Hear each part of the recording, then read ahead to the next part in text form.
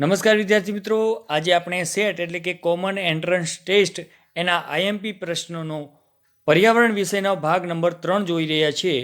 તો આ વિડીયો છે છેલ્લા સુધી જોતા રહેજો અને ચેનલમાં નવા હોય તો ચેનલને સબસ્ક્રાઈબ જરૂરથી કરી દેજો. ચાલો વિદ્યાર્થી મિત્રો, વિડીયોની શરૂઆત કરીએ. આ મિત્રો, હજુ સુધી તમે અમારી એજ્યુટાર્ગેટ ચેનલ સબસ્ક્રાઈબ ના કરી હોય તો સબસ્ક્રાઈબ કરી લેજો અને બાજુમાં આવેલ બેલ આઇકન દબાવી દેજો. ત્યારબાદ ઓલ નોટિફિકેશન પર ક્લિક કરી દેજો, એટલે અમે જે કંઈ પણ વિડીયો મૂકીએ એ સૌથી પહેલાં તમને એનું નોટિફિકેશન મળી જાય. તો વિદ્યાર્થી મિત્રો, 201મો પ્રશ્ન છે કે પૃથ્વી પોતાની ધરીથી વિરુદ્ધ દિશામાં ફરવા લાગે તો કયા ફેરફારો જોવા મળે છે? તો તાપમાનમાં ફેરફાર થાય, વરસાદમાં કે ઋતુઓમાં? તો આપેલ તમામમાં ફેરફાર જોવા મળે છે. ચલો 202મો પ્રશ્ન, પૃથ્વી તથા ચંદ્ર બંનેમાં કઈ સમાન બાબત છે? તો સૂર્યની આસપાસ ફરવું, પોતાની ધરી પર ફરવું અને સ્વયં પ્રકાશિત નથી. આ તમામ બાબતો છે એ સંકળાયેલી છે, એટલે ઓપ્શન ડી તમારો જવાબ છે. અહીંયા ફરી વખત 202મો પ્રશ્ન અહીંયા આપણને આપ્યો છે. બંને પ્રશ્ન આપણે જોઈએ કે સામાન્ય સ્થિતિમાં તંદુરસ્ત વ્યક્તિના હૃદયના ધબકારા દર મિનિટે કેટલા હોય છે? તો ઓપ્શન બી 14થી લઈ અને 18 સુધીના ધબકારા હોય છે. જ્યાં ગંદકી હોય ત્યાં કયા જંતુઓના ઉપદ્રવ વધી જાય છે? તો માખી, મચ્છર અને વંદા. Option C. ચલો આગળનો પ્રશ્ન કે અવકાશમાં પડઘો કેમ નહીં સંભળાય? કારણ કે શૂન્ય અવકાશના કારણે, અવાજ ન અથડાવાના કારણે, અવાજ ગતિ ન કરવાના કારણે. તો આ તમામ વસ્તુના કારણે આપણને પડઘો સંભળાશે નહીં, એટલે ઓપ્શન ડી આપણો જવાબ થશે. જો તમે ગુજરાતી હોવ તો કયું તમારું પડોશી રાજ્ય નહીં હોય? તો અહીંયા ગુજરાતના પડોશી રાજ્યો જોઈએ તો રાજસ્થાન છે, મધ્યપ્રદેશ છે અને મહારાષ્ટ્ર છે. બિહાર ગુજરાતનું પડોશી રાજ્ય નથી, એટલે કે ગુજરાતને અડીને આવેલું નથી. તો ઓપ્શન સી તમારો જવાબ થશે. જો સોમવારે 7મી તારીખ હોય તો 10મી તારીખે કયો વાર આવે? તો ઓપ્શન એ ગુરુવાર આવે, કારણ કે સોમવારે 7મી તારીખ, મંગળવારે 8મી, બુધવારે 9મી અને ગુરુવારે 10મી તારીખ આવે. આ રીતે તમે ગણતરી કરજો. ચલો, જો તમારે ચંદ્ર સંપૂર્ણ ગોળ જોવો હોય તો કઈ તિથિની રાહ જોવી પડશે? તો બધાને ખ્યાલ આવે કે ચંદ્ર છે એ પૂનમની રાત્રે આખો ગોળ દેખાય છે. તો જવાબ આપશે ઓપ્શન ડી, પૂનમ. ચલો આગળનો પ્રશ્ન, કૃત્રિમ ઉપગ્રહ વડે કઈ સેવા મળે છે? ઓપ્શન ડી આપેલ તમામ, ઇન્ટરનેટ, ટીવી કાર્યક્રમ અને ટેલિફોન સેવા. ચલો આગળનો પ્રશ્ન, ભારતના પડોશી દેશોની યાદીમાં કયો દેશ સામેલ નહીં કરી શકાય? તો રશિયા. Option B. ચલો નીચેનામાંથી કોણ સૂર્યની ફરતે ફરે છે? તો મંગળ, પૃથ્વી, ચંદ્ર કે આપેલ તમામ? તો ઓપ્શન ડી આપેલ તમામ છે એ સૂર્યની આસપાસ ફરે છે. કોને સરહદની સીમારેખા રોકી શકતી નથી? તો પાણી, હવા અને પ્રકાશ. આપેલ ત્રણેયને, તમામને આ સરહદની સીમારેખા રોકી શકતી નથી. આગળનો પ્રશ્ન જોઈએ કે નીચે આપેલ કયા રાજ્યમાં સૂર્યોદય સૌથી પહેલા થશે? તો ઓપ્શન સી, અસમની અંદર સૂર્યોદય સૌથી પહેલા થશે, કારણ કે પૂર્વ દિશા પર આવેલું છે. અવકાશી સફરમાં કઈ વસ્તુની જરૂર પડશે? તો હવા, પાણી અને ખોરાક. ઓપ્શન ડી આપેલ તમામની જરૂરિયાત પડશે. અવકાશી મુસાફરી દરમિયાન પેરાશૂટ કઈ રીતે ઉપયોગી થશે? તો ઉતરવામાં, અકસ્માતમાં અને આકસ્મિક કારણોસર કાંઈ તકલીફ થઈ હોય તો પેરાશૂટ ઉપયોગી થશે, એટલે કે ઓપ્શન ડી આપેલ તમામ. કોનો પ્રકાશ કુદરતી છે? તો તારા, આગ્યો કે ફાનસ? તો ઓપ્શન ડી એ અને બી, આ કુદરતી પ્રકાશ છે. 2 કરતાં વધુ ખેલાડી એક સાથે રમી શકે તેવી રમતો કઈ છે? તો ઓપ્શન ડી આપેલ તમામ, એટલે કે ફૂટબોલ, ખોખો અને કબડ્ડી 2 કરતાં વધુ ખેલાડીઓ રમી શકે છે. આગળનો પ્રશ્ન, અડાલજની વાવ કયા જિલ્લામાં આવેલી છે? તો અડાલજની વાવ છે એ ઓપ્શન બી ગાંધીનગર જિલ્લામાં આવેલી છે. રસોઈ બનાવવા માટે લોકો ભૂતકાળમાં કયા બળતણનો ઉપયોગ કરતા હતા? તો ઓપ્શન એ લાકડા. સાયકલ ચલાવવા માટે કઈ ઉર્જાની જરૂર પડે છે? તો ઓપ્શન સી શારીરિક ઉર્જાની જરૂર પડે છે. આપણે પેડલ લગાવીએ ને તો એ જે ઉર્જા લાગે એ શારીરિક ઉર્જા કહેવાય. ટ્રાફિક સિગ્નલ પર વાહનોને થોભવા માટે કયા રંગના સિગ્નલનો ઉપયોગ કરવામાં આવે છે? ઓપ્શન બી લાલ રંગના સિગ્નલનો. કુદરતનો કયો ઉર્જા સ્ત્રોત અખૂટ મનાય છે? તો ઓપ્શન સી સૂર્ય ઉર્જા અખૂટ છે, ક્યારેક ખૂટે એવી છે નહીં. આગળનો પ્રશ્ન, રસોઈ કરવા માટે કયું બળતણ ઉપયોગમાં લેવાય છે? તો રસોઈ કરવા માટે એલપીજી બળતણ ઉપયોગમાં લેવાય છે. એલપીજીના બાટલા આપણા ઘરે હોય ને, લિક્વિડફાઈડ પેટ્રોલિયમ ગેસ. ચલો આગળનો પ્રશ્ન, ખૂબ જ જૂના સમયમાં ઘરમાં રાતે અજવાળું મેળવવા માટે લોકો કયું સાધન વાપરતા હતા? ઓપ્શન ડી ફાનસનો ઉપયોગ કરતા હતા. કારણ કે પહેલાંના જમાનામાં ટ્યુબલાઇટ, બલ્બ, એલઈડી એવું કંઈ હતું નહીં, એટલા માટે. નીચેનામાંથી કયા સાધનોમાં વીજળીનો ઉપયોગ નહીં થાય? તો સૂર્ય કુકરની અંદર. ચલો, રિક્ષામાં ઓછો ધુમાડો કરે તેવા ઈંધણ તરીકે શું વપરાય છે? તો સીએનજી રિક્ષા વપરાય છે. ચલો આગળનો પ્રશ્ન, નીચેનામાંથી કયું વાહન ઈંધણ વગર ચાલે છે? Option B cycle. એની અંદર કશું પેટ્રોલ, ડીઝલ કે એવું કશું પૂરવાનું આવતું નથી. નીચેનામાંથી કયું ઈંધણ જમીનમાંથી મળતું નથી? તો ઓપ્શન સી લાકડું. પ્રકાશ મેળવવા ફાનસમાં કયું ઈંધણ વપરાય છે? તો ઓપ્શન એ કેરોસીન. નીચેનામાંથી સૌર ઉર્જાનો ઉપયોગ થતો હોય તેવું સાધન કયું છે? તો સૂર્ય કુકર, સૌર ભઠ્ઠી અને સોલાર વોટર હીટર. આપેલ તમામ ઓપ્શન ડી. 4 રસ્તા પર કેવા રંગની લાઇટ થતાં વાહનો આગળ વધે છે? ઓપ્શન એ લીલા રંગની લાઇટ થતાં.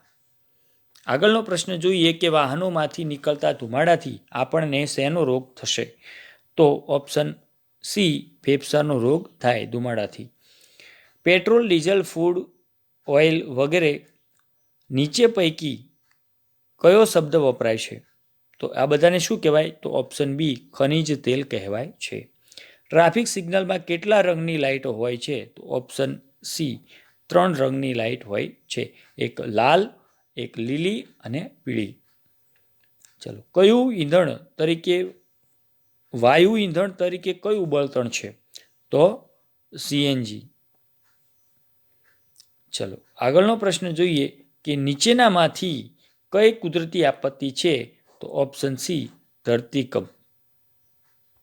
આગળનો પ્રશ્ન, ધરતીકંપના સમયે નીચેનામાંથી શું ન કરવું જોઈએ? તો ઓપ્શન ડી બહુમાળી મકાનમાં લિફ્ટમાંથી નીચે ઉતરવું જોઈએ નહીં.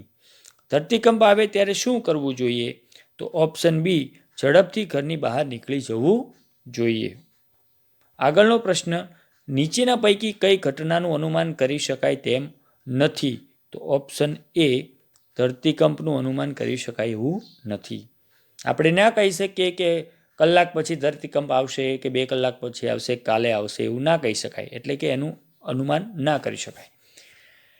ધરતી ધ્રુજે, મકાનો ધરાશયી થાય, જાનમાલને નુકસાન થાય તેવી આપત્તિ કઈ?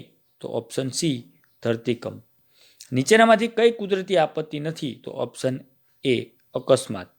સમુદ્રમાં આવતી કઈ આપત્તિ કિનારાની આસપાસ હોનારત સર્જે છે? તો ત્સુનામી. શું? તો કે સુનામી. જંગલોમાં લાગતી આગને શું કહે છે? તો જંગલોમાં લાગતી આગને દાવાનળ કહે છે. Option D. ચલો આગળનો પ્રશ્ન જોઈએ. ચોમાસામાં વધુ વરસાદના કારણે નદીઓમાં વધુ પાણી આવવાથી કઈ આપત્તિ આવે છે? તો ઓપ્શન સી પૂર. વરસાદ ન આવવાથી ખેતીના પાક સુકાઈ જાય, અનાજ પાણીની અછત ઊભી થાય ત્યારે કઈ આપત્તિનો સામનો કરવો પડે છે? ઓપ્શન એ તો દુષ્કાળ. બીજ રાખવા માટેની પેટીમાં લીમડાના પાન શા માટે રાખવામાં આવે છે? ઓપ્શન બી બીજને જંતુથી બચાવવા માટે. ઉંબાડિયું સામાન્ય રીતે શેમાં બનાવવામાં આવે છે? ઓપ્શન સી માટલાની અંદર બનાવવામાં આવે છે. આગળનો પ્રશ્ન, ખેડૂતો હવે જૂના બીજ શા માટે સાચવતા નથી? તો ઓપ્શન એ કે બજારમાં તૈયાર કરેલા બિયારણ મળતા હોવાથી. રાસાયણિક ખાતર અને જંતુનાશક દવાથી કોને નુકસાન થાય છે? તો ખેતરમાં ચરતા પશુઓને અને ખેતરની જમીનની ફળદ્રુપતાને. ઓપ્શન ડી બંને, બી અને સી બંને. આગળનો પ્રશ્ન, લીલા સૂકા પાન અને ઘાસ સડીને જમીનમાં ભળે તો શું થાય? તો જમીન સારી અને ફળદ્રુપ થાય છે. Option C. કૂડામાંથી અનાજના કણ છૂટા પાડવા હવે કયું સાધન વપરાય છે? તો ઓપ્શન ડી થ્રેશર. નીચેનામાંથી કઈ વસ્તુ વાંસમાંથી બની શકે નહીં? તો દૂધ દોહવાની માટલી. આગળનો પ્રશ્ન છે કે જૂના સમયમાં સમૂહ ભોજનમાં ઉપયોગમાં લેવાતી પતરાળી એટલે શું? તો કે પાંદડામાંથી બનાવેલી થાળી. ચલો આગળનો પ્રશ્ન, કઈ ખેતીમાં એક પાક લીધા પછી થોડા વર્ષો પાક લીધા વગર જમીન પડી રાખવામાં આવે છે? તો ઝૂમ ખેતી. Option B. સૂર્યમણીએ શાળામાં ફી, ગણવેશ કે પુસ્તકોનો ખર્ચ કરવાનો ન હતો તો તે કેવા પ્રકારની શાળામાં હોઈ શકે? તો ઓપ્શન સી સરકારી શાળામાં. જંગલો આપણી સહિયારી બેંક છે, આ વિધાનના સમર્થનમાં કઈ વાત સાચી નથી? તો ઓપ્શન ડી કે જંગલોમાંથી વૃક્ષો કાપી ત્યાં બેંકનું મકાન બનાવવાનું છે. આગળનો પ્રશ્ન, મમ્મીની બહેનની દીકરી તમારી શું થાય? તો ઓપ્શન સી બહેન થાય. મમ્મીની બહેનની દીકરી એટલે કે મમ્મીની બહેન એટલે કે માસી, અને માસીની દીકરી તમારી શું થાય? બહેન થાય. ચલો, પોલિયો નામનો રોગ શાનાથી થાય છે? તો ઓપ્શન સી વાયરસથી થાય છે. આગળનો પ્રશ્ન, એક ગામમાં વરસાદની ઋતુ સિવાય ખેતી થતી નથી, તેનું મુખ્ય કારણ શું હોઈ શકે? તો ઓપ્શન સી કે ગામમાં ટ્યુબવેલ, કેનાલ કે અન્ય રીતે સિંચાઈની વ્યવસ્થા નહીં હોય. ચલો આગળ, શેરડીના ખેતરના કામદારો પોતાનું હંગામી રહેઠાણ શામાંથી બનાવે છે? તો ઓપ્શન સી વાંસ, પાંદડાનો ઉપયોગ કરીને બનાવે છે. આગળનો પ્રશ્ન, કે જે બાળકોના વાલીઓ કામ ધંધા માટે 6-7 મહિના બહાર રહેતા હોય અને બાળકોએ પણ તેમની સાથે જવું પડતું હોય, તેમના માટે ભણવાની વ્યવસ્થા કેવી રીતે કરી શકાય? તો ઓપ્શન સી કે તેઓ જ્યાં જાય ત્યાં તેમના માટે શિક્ષણની વ્યવસ્થા કરવી જોઈએ. ચલો આગળનો પ્રશ્ન, નીચે આપેલ પાકમાંથી કોનો સમાવેશ ખરીફ પાકમાં થતો નથી? તો ઓપ્શન ડી ચણા. ખરીફ એટલે કે જે ચોમાસામાં થાય છે તે. ચલો, નીચે આપેલ વિકલ્પોમાંથી કયો વિકલ્પ ખરીફ પાક નથી? તો ઓપ્શન સી તરબૂચ, કારણ કે તરબૂચ છે ઉનાળાની અંદર થાય છે અને ખરીફ પાક એટલે જે ચોમાસાની અંદર થતા હોય એવા પાક. ચલો આગળનો પ્રશ્ન, કે આપેલ વિકલ્પોમાંથી કઈ જોડ ખરીફ પાકની છે? તો ઓપ્શન બી ડાંગર અને કપાસ. શિયાળામાં થતા પાકને કયા નામે ઓળખવામાં આવે છે?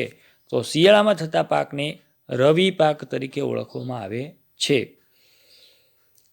ચોમાસામાં થતા પાકને કયા પાક નામે ઓળખવામાં આવે છે? તો ઓપ્શન એ ચોમાસામાં ખરીફ પાક અને શિયાળામાં રવિ પાક. ખાસ યાદ રાખી લેજો. ઉનાળામાં થતા પાકને કયા નામે ઓળખવામાં આવે છે? તો ઉનાળામાં જે પાક થાય એને જાયદ પાક કહેવામાં આવે છે. નીચે આપેલ પાકમાંથી કોનો સમાવેશ ખરીફ પાકમાં થાય છે? તો ઓપ્શન સી કપાસ. ચલો આગળનો પ્રશ્ન, કે કઈ રમત રમવા માટે દડાની જરૂર નહીં પડે? તો ઓપ્શન બી ગીલી દંડો ની રમત રમવા માટે દડાની જરૂર નહીં પડે. આપેલ વિકલ્પોમાંથી કઈ જોડ ખરીફ પાકની નથી? તો ઓપ્શન ડી ઘઉં અને ચણા.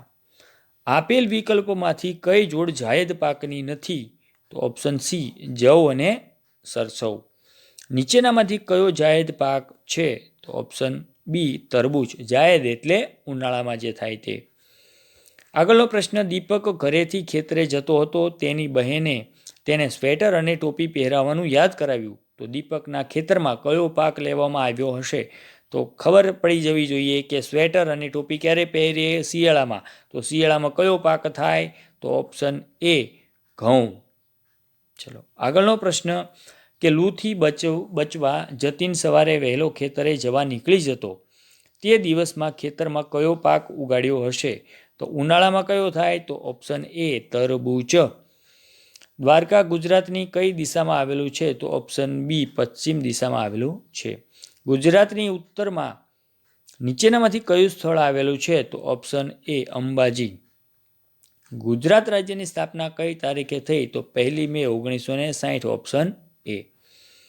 આગળનો પ્રશ્ન કે નીચેનામાંથી ગુજરાતના કયા જિલ્લાને દરિયાની સીમા અડે છે? તો ઓપ્શન ડી અમરેલી. નીચેનામાંથી ગુજરાતના કયા જિલ્લાને દરિયાને સીમા અડતી નથી? તો ઓપ્શન બી રાજકોટ. ગુજરાતનો દરિયા કિનારો આશરે કેટલા કિમી લાંબો છે? તો ઓપ્શન સી 1600 કિમી લાંબો છે. આગળનો પ્રશ્ન કે કુંવારિકા નદી કોને કહે છે? તો ઓપ્શન ડી કે જેનું પાણી દરિયાને મળતું નથી પણ રણમાં જ સમાઈ જાય છે, આવી નદીને કુંવારિકા નદી કહેવામાં આવે છે. નીચેનામાંથી શ્વેત ક્રાંતિના પ્રણેતા તરીકે કોણ ઓળખાય છે? તો option A doctor Verghese Kurian. ગુજરાતના કયા ભાગમાંથી કર્કવૃત્ત પસાર થાય છે? તો ઓપ્શન એ ગુજરાતના ઉત્તરમાંથી કર્કવૃત્ત પસાર થાય છે. આગળનો પ્રશ્ન કે કર્કવૃત્ત એટલે શું? તો ગુજરાતમાંથી પસાર થતા એક અક્ષાંશ વૃત્ત છે એને આપણે કર્કવૃત્ત કહીએ છીએ. નીચેનામાંથી કયા સ્થળને જૈન સમાજનું મહત્વનું તીર્થ સ્થાન ગણવામાં આવે છે? Option D Palitana. મહાદેવભાઈ દેસાઈ કોણ હતા? તો ઓપ્શન ડી ગાંધીજીના મિત્ર હતા. આગળનો પ્રશ્ન જોઈએ કે માનપુર ગામના ખેડૂતો પોતાનો ખરીફ પાક વેચવા નજીકના ગંજ બજારમાં જતા હતા. તેમના ટ્રેક્ટરમાં નીચેનામાંથી કઈ ઉપજ ભરેલી હશે? તો ઓપ્શન બી ડાંગર, મકાઈ અને બાજરી. મહાત્મા ગાંધીનું કેવા ભારતનું સ્વપ્ન હતું? તો ઓપ્શન બી સ્વચ્છ ભારતનું સપનું હતું. તમે સ્વચ્છતા જાળવવા શું કરશો? તો ઓપ્શન સી એ અને બી બંને, કે શેરી સફાઈ કરશું અને શૌચાલયનો ઉપયોગ કરીશું. આગળનો પ્રશ્ન યુરોપમાંથી કઈ વસ્તુ ભારતમાં આવેલી છે? ઓપ્શન ડી બટાકા. ક્યાંથી આવ્યા છે? યુરોપમાંથી. આગળનો પ્રશ્ન કે અસમ પ્રદેશમાં મોટા ભાગે શેની ખેતી કરવામાં આવે છે? ઓપ્શન એ અસમમાં ચાની ખેતી કરવામાં આવે છે. આગળનો પ્રશ્ન હૃદયના ધબકારાને સાંભળવા ડૉક્ટર કયા સાધનનો ઉપયોગ કરે છે? તો ઓપ્શન બી સ્ટેટોસ્કોપનો ઉપયોગ કરે છે. બરાબર.